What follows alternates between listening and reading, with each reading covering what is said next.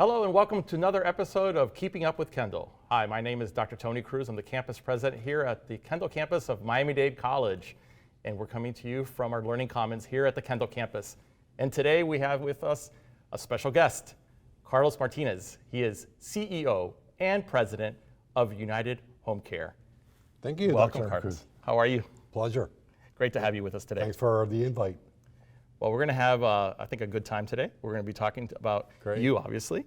And so let's start out with, tell us a bit about yourself, where you grew up, Okay. your academic, professional journey. Well, I was born in Cuba, and I came to this country. I was blessed to come to this country at the age of 3. So I grew up in Miami, went through the public school system, graduated from Miami Jackson Senior High in 1982. And there, while a student at Miami Jackson, I met Carrie Meek, who had her office up in the North Campus. And she had a special program for kids that, not necessarily troubled kids. I wouldn't consider myself a troubled kid.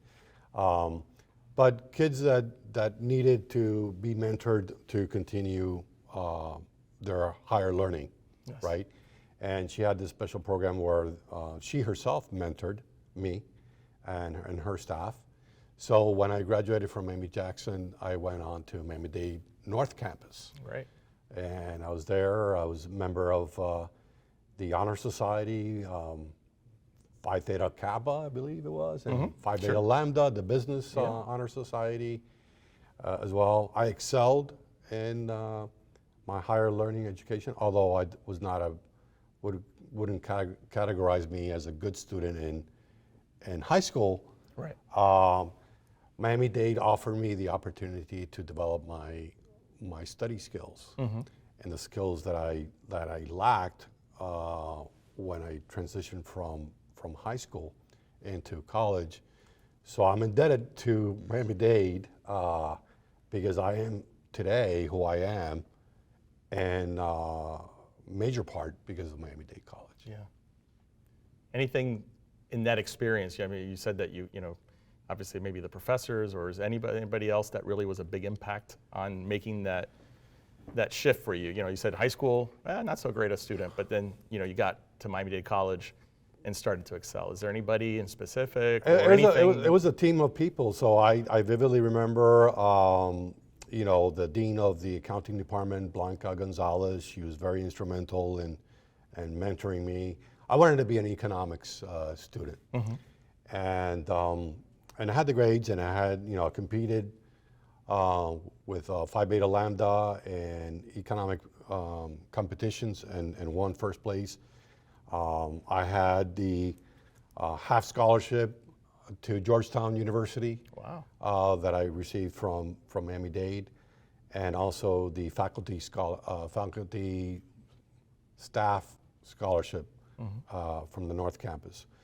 So it was a group of individuals that took interest in my career, in my goals and aspirations.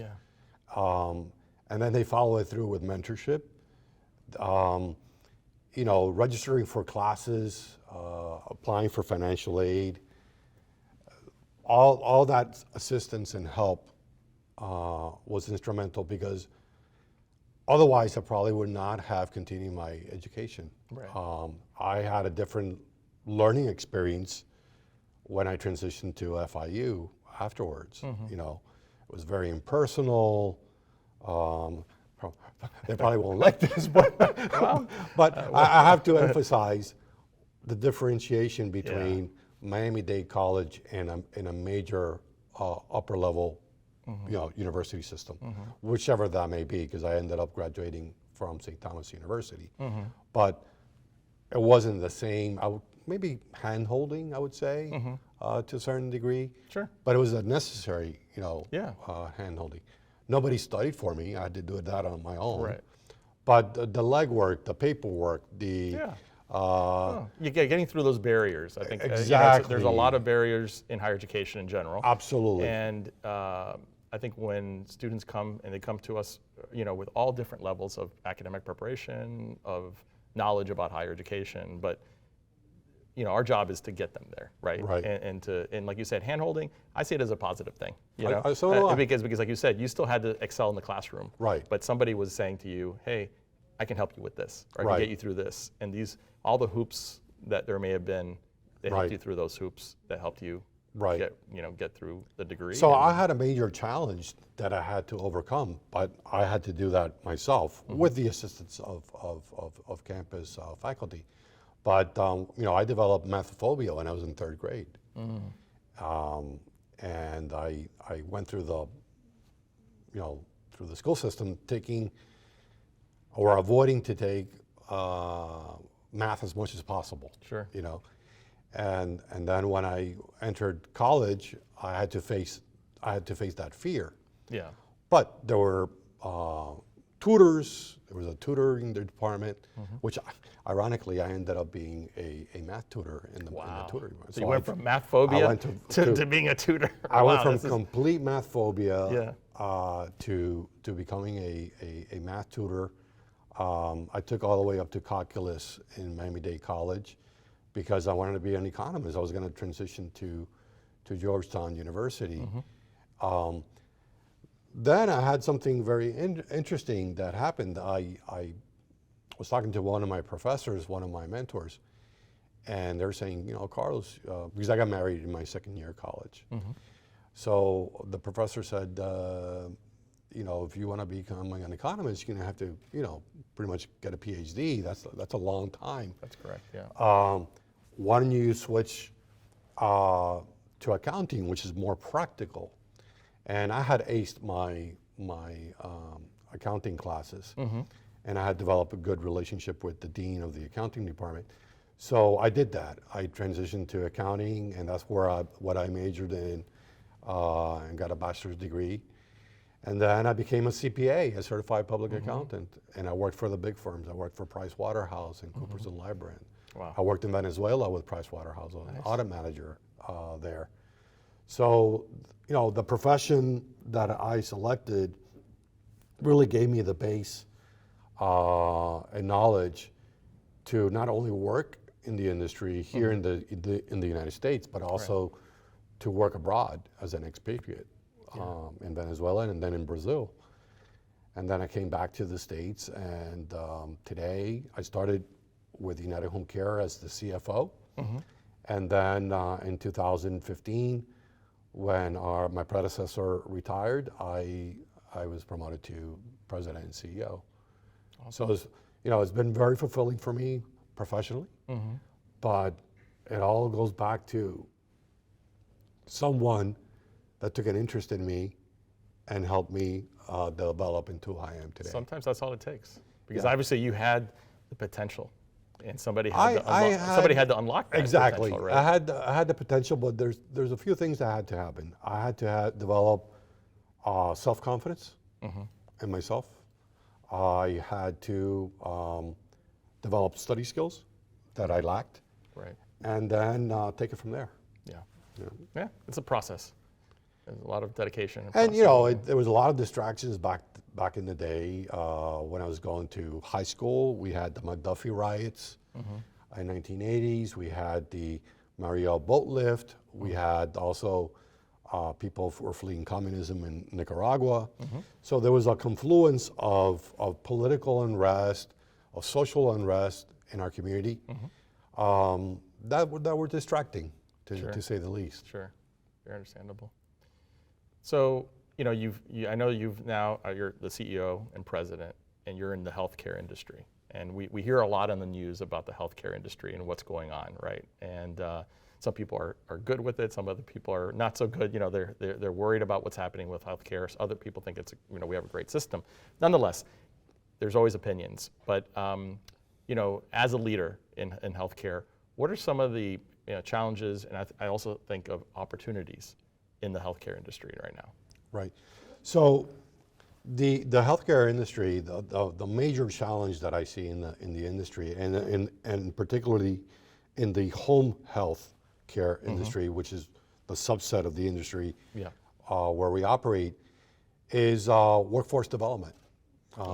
So it's very challenging to recruit and to retain home health aides and talent, because there's a lot of competing interest, right? So when you're paying minimum wage, but others in, let's say, Publix is paying 15, McDonald's is paying 14. Target's paying 20 something. Exactly. Amazon is paying 20 plus or something.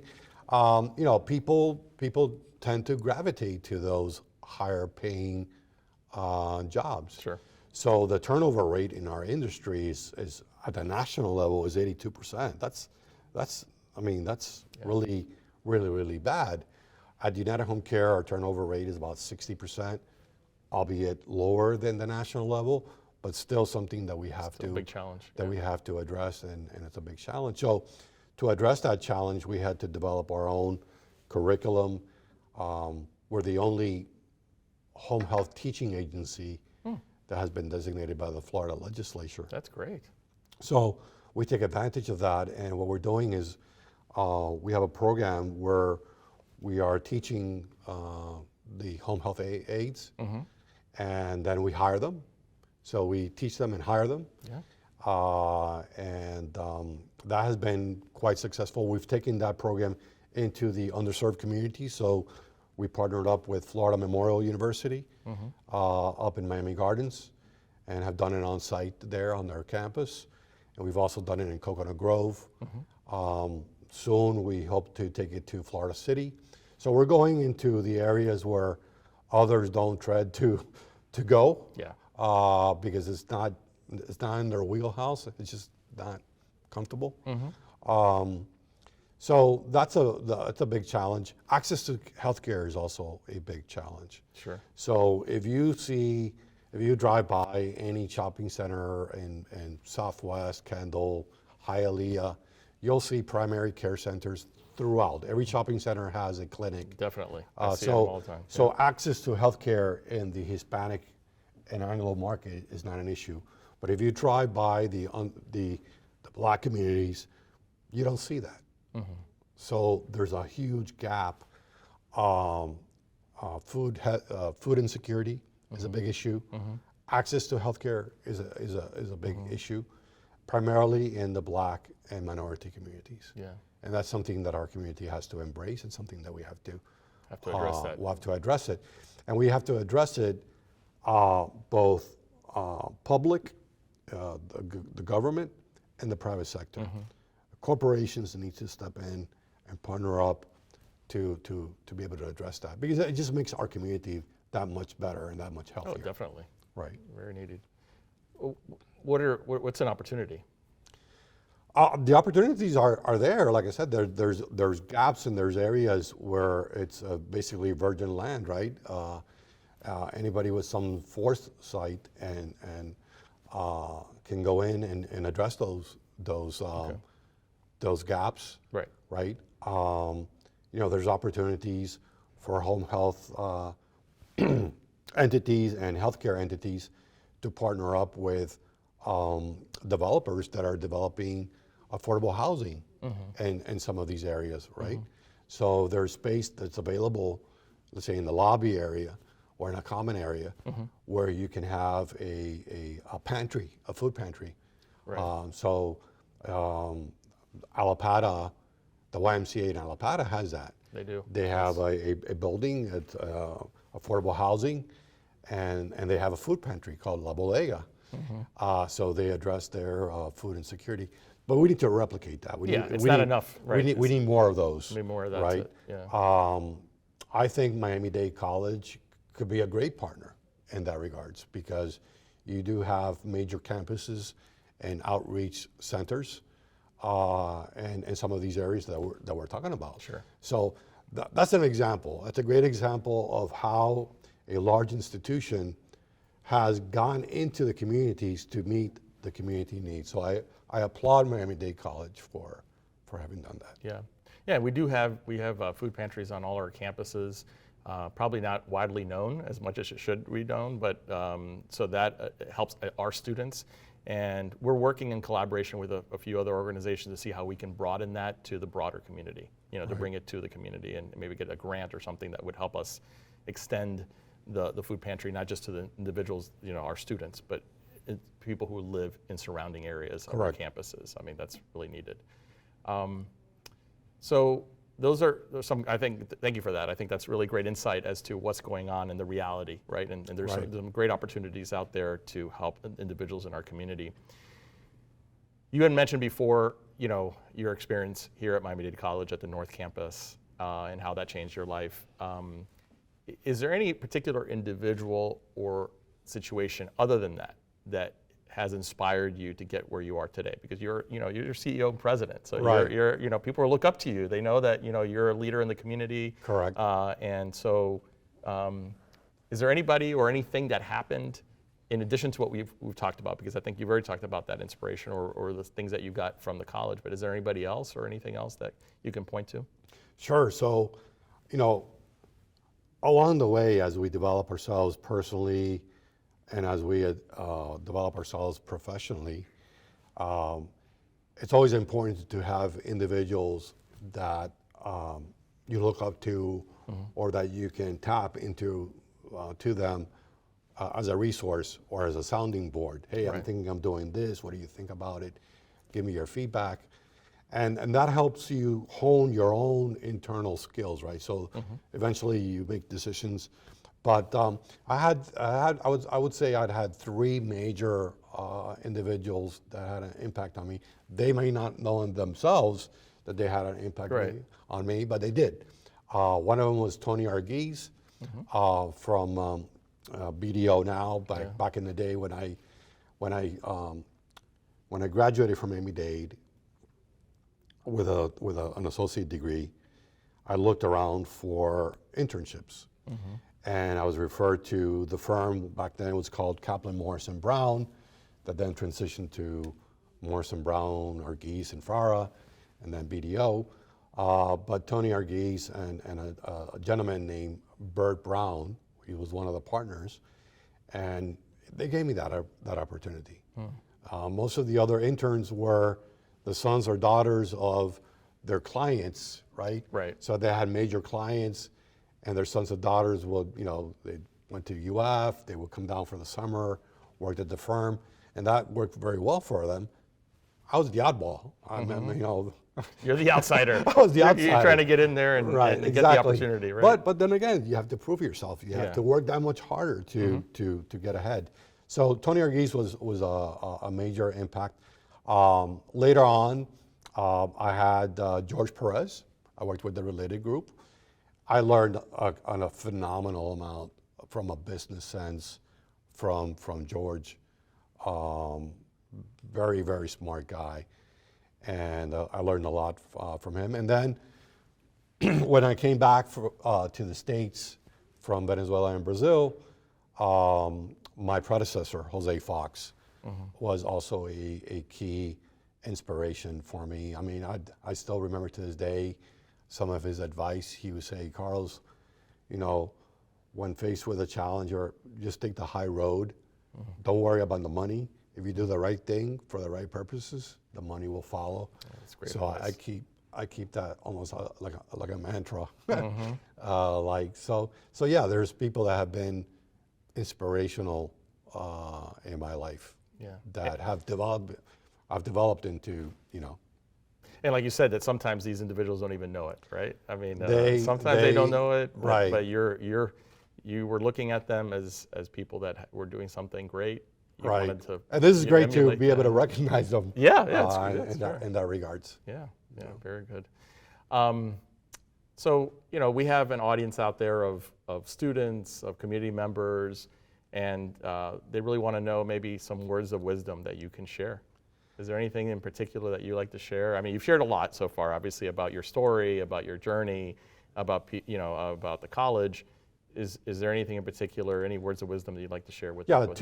Two major things, and this is something that helped me to be able to face my fears. So, I like I said, I attended the North Campus, so I would drive every day up 27th Avenue to the North Campus, and when I reached 27th and like around 60th Street, in the corner there's a monument. It's the Martin Luther King Park, and there's a granite stone that says, "Courage faces fear and thereby masters it." that was said by Dr. Martin Luther King. I would read that every day. So every day in my mind, courage faces fear. Courage faces fear, and thereby masters it. So my fear was math. So every day I ingrained in myself that I had to face that fear. I did. I overcame it, and it's been very. So whatever your fear whatever fear someone may have, Right. you have to face it. Face it head on. Don't delay it. The further you push it back, the worse it gets. So that's something that I especially when I talk to the younger audience, I emphasize on that. The other thing is seek out a mentor. Okay, some people are more inclined to reach out to you, but in some cases that doesn't happen. But I haven't come across any situation where I've asked someone, could you be my mentor, and they have declined. That has not happened. Okay. I'm not saying it could, but try to seek out a mentor, someone that you look up to. That's not related to you, right? Or, I mean, you can have someone that's related to you as well, right. an uncle or a cousin or something that you can do that. But if you can seek out someone that is impartial, because sometimes to be a good mentor, you have to call. Yeah, you have to deliver the bad news, right? Exactly. And give them the tough talk. Exactly. And if they do that, without any reservations, then that will make you a much better individual, much better person. Definitely, mentors can be extraordinary. And the way at least my experiences have been, it doesn't have to be necessarily just in your field or your industry, it could, or your interests. Sometimes it could be somebody that has completely different interests than you, but they have the wisdom, right? They have the foresight and the insight to give you, so you can do better. I guess the best way to characterize this is Carlos Sabater, who graduated from FIU, partner at one of the large accounting firms. He said, when he was in college and he looked for a mentor, he always seeked someone. He categorizes life to be, a book, right? And you want to find someone as a mentor who is a few chapters ahead of you, right? I found that very interesting and very, very, very good. That's a great one. Yeah. Well, I really enjoyed our conversation today. Likewise. Carlos, and I thank you for coming on the show. We met several months ago at an event, and I thought that your story was an extraordinary story of somebody that came to the college, maybe wasn't the best in high school, but has done so many great things since graduating from the college, and I want to wish you the best, and thank you for inspiring us today, because I think this is what our students need to hear. This is what the community needs to hear from people who actually have struggled, but now have achieved great things. It's great to come back to MDC, to share our personal stories with the students, with yourself. Seeing the campus grow is phenomenal. And I tell people, if you want to invest money, invest in education. And if you really want to get your return on investment, invest in MiamiDade College, because by far it's the best investment. That's a powerful message. Yes, thank you for absolutely. that. That's great. Well, thank you again for joining us today. And thank you for joining us on Keeping Up with Kendall. Catch you next time.